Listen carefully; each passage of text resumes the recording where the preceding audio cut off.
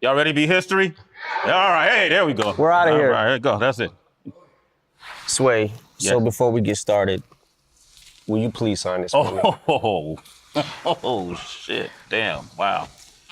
Wow. Look at how, yo, you look like a kid. You're a kid there. Damn, man, I was a baby, bro. Crazy. That's our teenage years.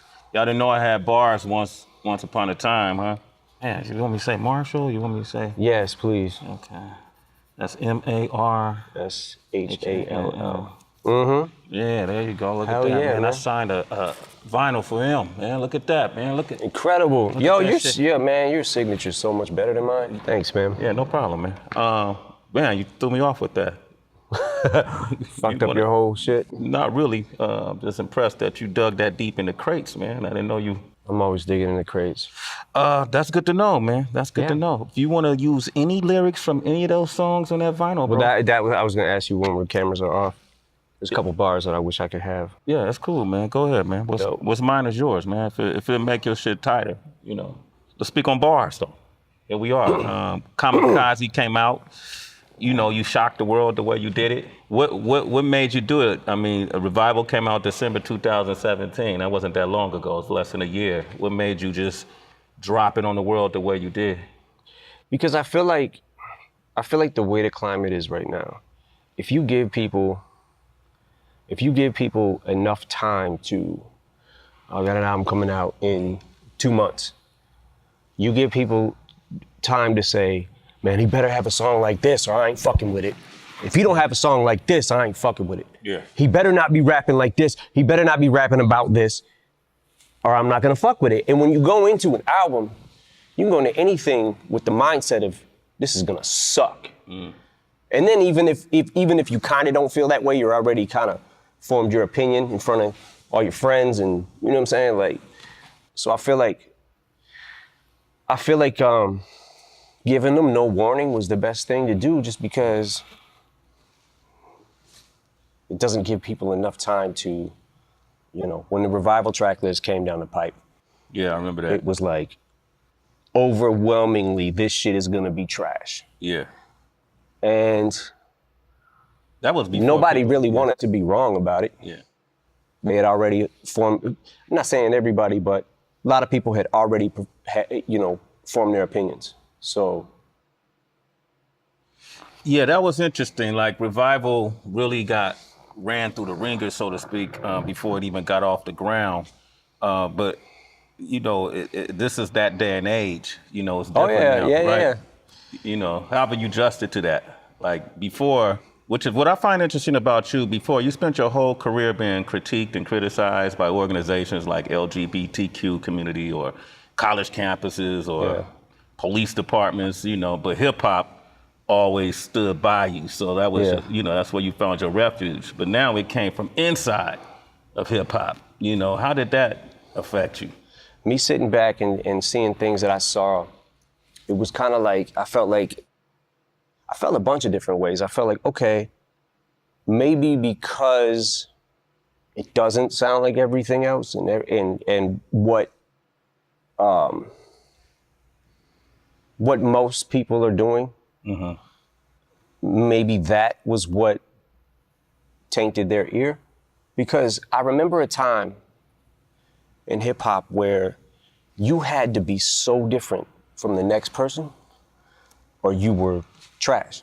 There's a shift somewhere that happened that if it doesn't sound like everything else, then it's trash automatically. Yeah. And I just sat back like, okay, all right, I can take that. It's not like I can't take constructive criticism, but I feel like it kind of went beyond constructive criticism. So I had to go back to it and look, I have made albums that definitely probably would not be the top of my list. Encore. Okay. Relapse, which I believe Encore is a better album than Relapse. Relapse is something that I looked at in a couple of years, went back to and cringed at.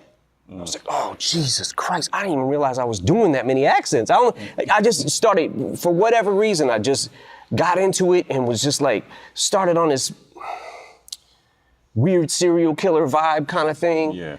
And started wanting to talk crazy and started bending words more. And the only way you can bend them is with this accent, trying to use this one. Like, And a couple years later, in making recovery and slipping out of that, getting out of the accents and beyond it, made recovery. Yeah. And I always say that if it wasn't for relapse, I wouldn't have been able to make recovery. And if it wasn't for revival, I wouldn't have been able to make this album. So I'm good with it. It just, some people more than others went a little far with it. A little far with it. I want to get into that too. And I almost, when I listen to Kamikaze and I hear some people say, man, that's the vintage M we wanted. We wanted Shady back, right?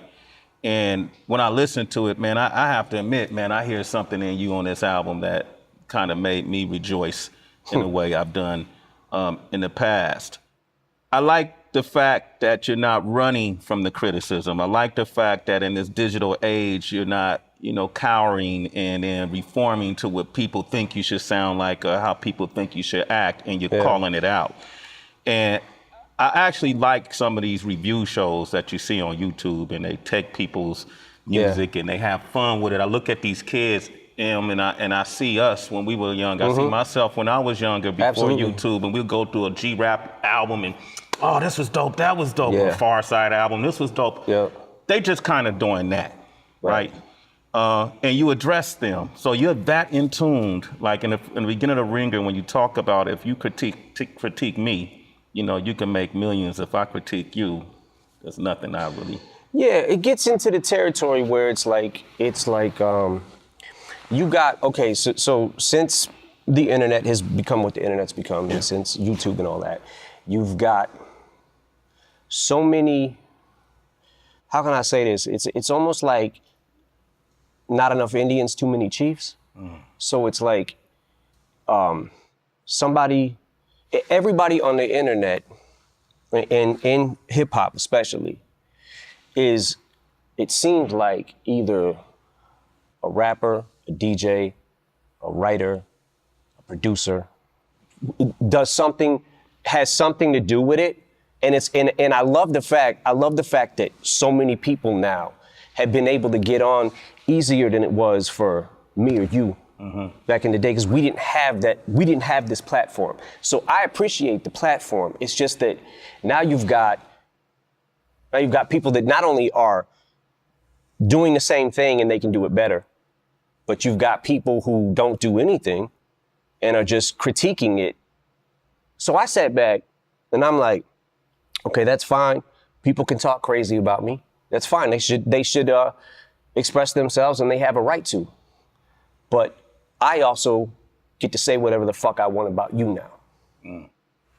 Like I said, I'm good with revival. Fuck it. Because I couldn't have made this album without that. Yeah.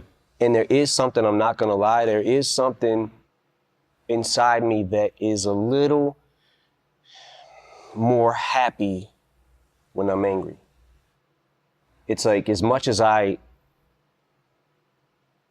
bad as it feels to be there, there's also something about it, there's a rush of it that I like, because it inspires me to say something back. So you get in that weird area too, where it's like, oh, he says he doesn't care about what anybody thinks about him, but now he cares about what everybody thinks about him. No, he's just saying he don't care. He'll say anything he wants about you if you say it about him, because he doesn't care. Like, there's so many different levels to not caring about shit. You know what I'm saying? But it was interesting. It was definitely interesting, because I'm like, how fucking off is my ear? Yeah. Jesus Christ. Like, and then it was interesting to watch the reaction of the Chloroseptic remix verse that I did. Yeah, with 2 Chainz, and you put that out in January, and you touched on, you guys formed your opinion just from a track. And that's where I was at. Yeah. At that point in time, that's definitely where I was at. But I watched people going, oh, why wasn't this on Revival? Honestly, what if I said it was on Revival? You won't know, because you didn't listen probably. Yeah. But I kind of felt like, okay, I guess this is what people might want. Because I'm always stuck in that, what the fuck do people want? Like you were saying, that the old M is back and he's too old to be the old M. He can't do, like, no matter what, when I zigged, I should have zagged. No matter what, you got half and half every fucking single time. You kind of say that. You allude to it in one of the songs where you said that you set the bar so high that, Yeah. at this point, everything's considered a failure. Like you're almost competing with yourself. Yeah. And you touch on it a lot in every song. Well, not every song, but majority of songs you touch on it, I appreciate. But I have to, like, the Joe Budden thing is really interesting because that, along with MGK, of course, is making a lot of noise out there. Mm-hmm. And it throws a lot of folks off. When Joe first started commenting, it was mixed reactions. Some people said it was disloyal. Some people said, man, he's entitled to his opinion. Mm-hmm. I would assume that obviously it got under your skin, considering the relationship you've had with him with Slaughterhouse. Yeah. How do you describe your relationship with Joe Budden? You went in on MGK. You guys had a discrepancy.